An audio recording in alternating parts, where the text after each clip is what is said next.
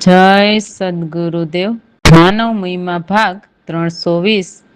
આ 50 વર્ષ સુધી દળ્યું માયા ભેગી કરવા, અને જ્યારે અંત વેળ આવશે ત્યારે અવતારી દેહધારી પાસે ભીખ માગવી પડે તેવું કામ શું કામ કરવું? હે માનવ, મનુષ્ય દેહ મળ્યો છે તો તમારી દ્રષ્ટિએ દેખાય જ છે. તો આ જગતનો માનવ કરે તે જે કરે તેને કરવા દ્યો.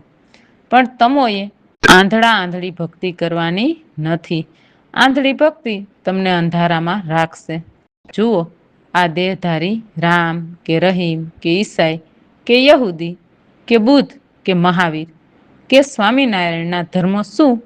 આવા દેહધારીના ધર્મો પાળવાથી તમો તમારું આત્માનું કલ્યાણ કરી શકશો નહીં, કારણ કે તે આદિ બ્રહ્મના ધર્મ છે. અને કોઈ પણ આદિ બ્રહ્મના ધર્મો અનાદિ બ્રહ્મ વિદેહી પરમાત્મા જે આત્મકલ્યાણમાં બાધારૂપ છે, જે 84 લાખ યોનિમાં રોકવાના ધર્મ છે. જુઓ, તમારી નજરે આ કળિયુગી આંધળા ગુરુઓ કરે છે ને આદિ બ્રહ્મના સત્સંગો. અરે ભાઈ, સત્સંગ આદિ બ્રહ્મનો, અને તે સત્સંગથી અનાદિ બ્રહ્મ પરમાત્મા મળે જ નહીં, કારણ કે અનાદિ બ્રહ્મથી આદિ બ્રહ્મની ઉત્પત્તિ છે. તો તે અનાદિ બ્રહ્મના ઘરનો આત્મા છે. તો બોલો, તે આંધળાને ખબર જ નથી કે આદિ બ્રહ્મ કોણ છે અને અનાદિ બ્રહ્મ કોણ છે? તો હે માનવ, મનુષ્ય દેહ આત્મકલ્યાણ માટે મળ્યો છે. તો જન્મ મરણમાંથી ઉગરવું હોય તો અનાદિ અને વિદેહી પરમાત્માની ભક્તિ આત્મકલ્યાણની ભક્તિ છે. તો જો માનવને છોડવા જેવું કામ હોય તો પેલા આંધળાને છોડો, નહીતર આંધળો તમને આ 84 લાખ યોનિમાં નાખશે. રામ ભરોસે અમારા સદગુરુની વાણીમાં કહે છે કે હે મન મેઢક, એટલે હે મન, તું હું કરે છે જેમ ડેટકો ડ્રાઉં ડ્રાઉં કરે તેમ. પરંતુ તને એ ખ્યાલ છે કે પરમાત્માના પૂરા જ્ઞાની જ્યાં પરમાત્માના સ્થિર સ્થાન છે ત્યાં જ બતાવે છે. ત્યાંની પરખ પામી લે. ત્યાંની પરખ તો કોઈ પૂરા જ્ઞાની હોય તે જ પામે. એટલે એવા પૂરા જ્ઞાનીના શરણે રહીને તું પણ એ મૂળની પરખ કરી લે. તું શું આ માયાજાળમાં રહીને નિસ્દિન આનંદ માણે છે? હે મન, તું એટલું તો સમજ કે આ માયાજાળમાં રહીને કેટલા સંકલ્પ વિકલ્પ ઉપજાવે છે. આનંદ પણ બહુ જ ઉપજાવે છે. વિષય માટીમાં ગળકાવે એટલે વિષય રસથી દેહ વિલય થતા માટીમાં મળી જાય. વળી ફરી બીજો દેહ ધરવો પડે છે. એટલે વારે વારે જુદી જુદી યોનિમાં દેહ ધરીને વળી માયાજાળમાં ફસાય છે. જ્યારે માયાજાળમાં સુખ લાગે છે તો ક્યારેક મન મેઢક દુઃખ પામે છે. તો આ ધરતી પર એવી અવિદ્યા મળે કે ખબર જ ન આવે. એટલે એટલી અવિદ્યા છવાયેલી છે ને કે એમને ખોદીએ તેમ નીકળ્યા જ કરે, અંતની ખબર જ ન આવે. જ્યારે માયાજાળ વરસવા લાગે ત્યારે બાળક જીવી જાય. એટલે ખોટે ખોટા આ સોહમ પુરુષ ત્રિલોકીએ અને ઓહમ શક્તિ માયાના ખેલમાં ફૂલાતા ફરે ને કૂદે છે, અને પાછા મમતા તો બહુ જ મોટી ફેલાવે. અર્ધ ઉર્ધ્વમાં એટલે આજુબાજુ સર્વ તરફ ઘટી. એટલે ખોટા યંત્ર જ્યાં સ્વર્ગ પાતાળમાં ભરમાવે. અમને તો અમારા સદગુરુ પૂરા સામર્થ જ્ઞાની મળ્યા, જે નિજ મન બ્રહ્મમાં સમાવે. એટલે મનને શબ્દ સુરતાનું પ્રભુ ભજન કરાવીને બ્રહ્મમાં સ્થિર કરે, એટલે એમાં સમાવે. હવે વાણી: મનઓ મેઢક જ્યાં બતાવે, ત્યાંની પરખ પૂરા પામે. માયા જાળ માની સદીન રહે આનંદ, બહુ જ ઉપજાવે. સંકલ્પ વિકલ્પ અનહદ મચાવે.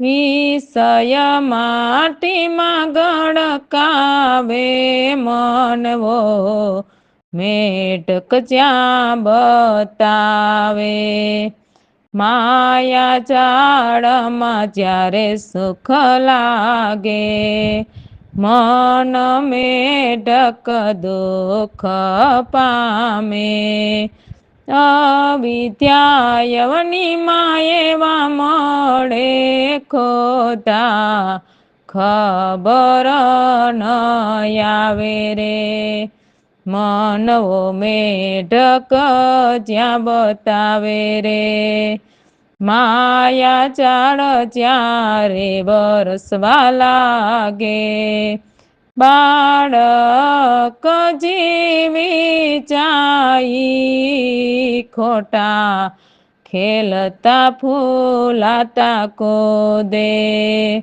મમતા મોટી ફેલાવે રે મન, ઓ મેઢક જ્યાં બતાવે, અર્ધ ઉર્ધમાં ઘટી યંત્ર જ્યાં, સ્વર્ગ પાતાળ ભરમાવે, પ્રવીણ રામ મળ્યા ગુરુ સામર્થની, મન બ્રહ્મ સમાવે, મનયો મેઢક જ્યાં બતાવે. તો હવેની વાણીમાં કહે છે કે સમરણના તીર ચલાવ્યા. તો ક્યાં સમરણની વાત કરે છે સમજો. તો વાત તો રામ નામના શબ્દની જ છે, પરંતુ રામ 4 કીધા છે, તો તેમાં જે સૌથી ન્યારા રામ છે તે રામ નામના સમરણની વાત કરી છે. તો એ ન્યારા રામ નામના શબ્દ સમરણથી એવા તીર ચલાવ્યા કે જે ત્રિપુટી સુધી ભ્રમના કોટ ભરેલા છે તે ગઢ તોડી નાખ્યા, એવા રામ નામના શબ્દની તાકાત છે. કરે રામ નામના સ્મરણ રે, એ તો ભવ સાગર તરે રે, કરે રામ નામ સ્મરણ રે. તો ખૂબ જ ધીરજથી એવી યુક્તિ રચીને કે સદગુરુની સત્ય સમજથી પાંચેયને ધારી લીધા, જે બહુ જ હેરાન કરે છે, કામ, ક્રોધ, મદ, મોહ અને શોક. કેમ કે આ 5થી વિકાર ઉપજે છે. વિકાર વૃત્તિથી વિષયની કામના જાગે છે, જેથી જીવ અનેક પાપ કર્મ બાંધે છે. તો સદગુરુની કૃપાથી અમે તો રણ મેદાનમાં ઊભા, ત્યાં સદગુરુજીના ધ્યાન ધર્યા, એટલે શબ્દ સુરતાનું પ્રભુ ભજન કરવાના દ્રઢ નિશ્ચય કર્યા. તો સુરતા ભજન કરતા પહેલા સત્ય જ્ઞાની સદગુરુનું ધ્યાન ધરવું એ ખાસ યાદ રાખવું. કેમ કે સત્ય જ્ઞાની સદગુરુ પરમાત્માને પામવાનું જ્ઞાન સમજાવે છે. આપણે દેવોના ધર્મ પ્રમાણે ગણેશજીનું નામ લેવાનું કે ધ્યાન ધરવાનું કહેતા હોઈએ છીએ, અને સત્ય જ્ઞાની તો દેવોના પણ દેવ કહેવાય છે. તો પછી એના વિના કોઈ કામ પાર પડે નહીં. પ્રથમ સમરીએ સતગુરુ દેવને, નિરગુણ નિરમળ નો રાય, પદ્માસન લગાવીને, ઉલટ પવન ચડાવીએ, પ્રથમ સમરીએ સતગુરુ દેવને. તો સદગુરુના શિષ્ય કહે છે કે અમે તો સદગુરુજીનું ધ્યાન ધરીને પછી સુરતાથી રામ નામ શબ્દના એવા ગોળા માર્યા કે એ 5 બહુ જ હેરાન કરતા હતા, તેને પાંચેયને ભગાવી દીધા. એવા અમારા સદગુરુ અમારી સન્મુખ, એટલે અમારી નજર સામે અથવા તો સુરતામાં રહેતા. અમે તોપના ધડાકા કર્યા, જેથી 5 તત્વ અને એમની 25 પ્રકૃતિ, જે 3 ગુણ, એ બધાને માર્યા, જેથી કામ, ક્રોધ અને અભિમાન પણ જતા રહ્યા. એટલું જ નહીં, મોહ રાજાના ઘરને પણ માર્યા. એટલે નવમા સોહમ પુરુષના ઘરથી પર પહોંચ્યા. એટલે અપરાધી મન મટી ગયા અને મન પણ સદગુરુ શરણે નમીને જ્ઞાન તરફ વળ્યું. એટલે મનને મારીને તે કિલ્લાને લૂંટ્યા. એટલે નવમા સોહમ ત્રિલોકીના ઘરને પણ જીતી લીધા. એટલી તાકાત સદગુરુએ આપેલા વચનમાં છે. તો એવા સંતની કૃપાથી કોઈ સંત બનીને કિલ્લા પર ચડ્યા, જ્યાં આનંદના પટ છે. ત્યાં અમરા પર પહોંચીને નિર્ભય થઈને બેઠા. ત્યાં નિશાને પહોંચતા જીતના વગાડે વાજા. એવા અદલીએ એટલે પરમાત્માએ અદલ ચમકાવ્યા કે ઝબક્યા. હવે વાણી: સમરણના તીર ચલાવ્યા, ગઢ તોડ્યા કોટ બ્રહ્મના. તીરજ ઢાલ સમજ કટારી, પાંચ શસ્ત્રો લીધા ધારી. જયું બારણ ભૂમિ મંજાર, ધર્યા ધ્યાન ગુરુદેવના. ત્યારે સન્મુખ તો પધડાકાશમ, રણના તીર ચલાવ્યા. 5-25 ત્રણને માર્યા, કામ ક્રોધ અભિમાન વિસાર્યા.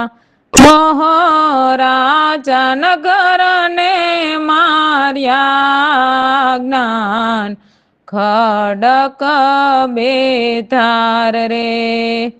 ત્યારે મન અપરાધી મટાડ્યા, સમ રણના તીર ચલાવ્યા. મનને મારી કિલ્લાને લૂંટ્યા, સંત મોર જીવા ચડ્યા આનંદ પટ. નિરભય જય બેસે અમરા પર, નિશાન વગાડે જીતના. અદલીએ અદલ ચમકાવ્યા, ઝબક્યા સમ રણના તીર ચલાવ્યા. તો પછીની વાણી: તો આ વાણીમાં કહે છે કે હે મનમૂરખ, તું અમારી વાત માન. જેમ વાદળ વચ્ચે વીજળી ચમકે એમ આ ચાલુ હોય છે. એટલે માલ, ધન કે જીવન વીજળી વચ્ચે વાદળ જેવું છે. ક્યાં ચમકારો થાય છે, ક્યાં ચમકારો થઈને ક્યારે મટી જાય, કશું જ ખ્યાલ નથી રહેતો. એટલે હે મન, તું જરા પણ અભિમાન નહીં કર. નામની આરતી કરો. નામની આરતી કરો મન પ્યારા રે, જેથી હોય તારા કલિયાણા રે. નામ આપ્યા મને સદગુરુએ, નામ વિના નહીં થાય મુક્ત રે. નામની આરતી કરો મન પ્યારા રે. તો આ જગતની અંદર મનુષ્ય દેહ પામીને પરમ મોક્ષ છે તે પામી લે. હે મન, તું ખોટી નાદાનીથી ભૂલી કરીને આમ તેમ ભટકીને પ્રભુ ભજન વિના વ્યર્થ જન્મ ગુમાવે છે. બીજું કંઈ ન થાય તો કંઈ નહીં, પરંતુ સદગુરુની સેવા કરી લેજે. નહીં તો જ્યારે દેહથી પ્રાણ નીકળશે ત્યારે મનમાં ફરી પછતાઈશ. પ્રાણ નીકળ્યા પછી કશું જ નથી થવાનું. હા, સંતના સંગ વચ્ચે જઈને એમના જ્ઞાનના શબ્દ સાંભળીને શબ્દ સુરતાનું ભજન કરીએ. એવા અમારા સદગુરુ પ્રવીણામ પૂરણ સ્વરૂપ, જેની ઘટમાં આપણને જાણ કરાવે એવું શબ્દ સુરતાનું પ્રભુ ભજન શીખવે છે. જે બહાર પ્રગટ છે તે ભીતર પણ પ્રગટના દર્શન કરાવે છે. તો આવા સત્ય જ્ઞાની સદગુરુના શરણા લઈએ, જેથી બહાર છે તે ભીતર પણ પ્રગટ કરાવશે. હવે વાણી. માન રે માન મૂરખ વાત મારી માન રે, જેમ વીજળી વચ્ચે વાદળ હોય એ ચાલ માન, જેમ વીજળી વચ્ચે વાદળ હોય રે ચાલ માન રે, માલ ધન જીવન નથી સ્થિર રે, સો કરે રે અભિમાન રે, માન રે મન માન મૂરખ વાત મારી માન રે, જગમાં મનુષ્ય દેહ પામીને રે, પરમ મોક્ષની દાન રે, ભજન વિના વ્યર્થ ગુમાવે રે, ભૂલ કરી રે નાદાન રે, માન રે મન માન મૂરખ વાત મારી માન રે, કરી લે જો કઈ થઈ શકે રે, સદગુરુની સેવા રે, મનમાં ફરી પછતાઈશ, ચારે નીકળશે પ્રાણ રે, માન રે મન માન મૂરખ વાત મારી માન રે, સતસંગત વચ્ચે જઈને રે, શ્રવણ કરીએ જ્ઞાન રે, પ્રવીણ રામ સ્વરૂપ પુરાણ, ઘટમાયાપને જાણ રે, માન રે મન માન મૂરખ વાત મારી માન રે, રામ ભરોસે.